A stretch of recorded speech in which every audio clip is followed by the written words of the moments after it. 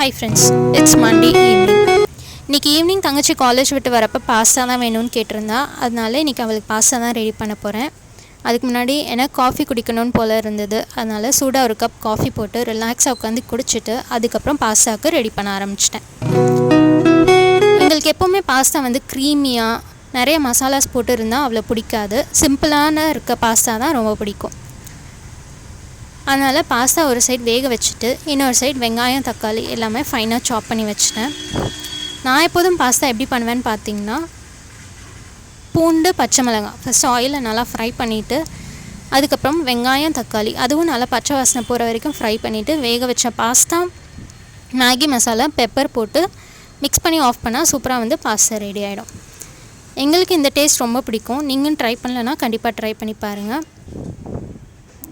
இதை சாப்பிட்டு வயிறு ஃபுல்லானனால அப்படியே டின்னர் முடிச்சிட்டோம்.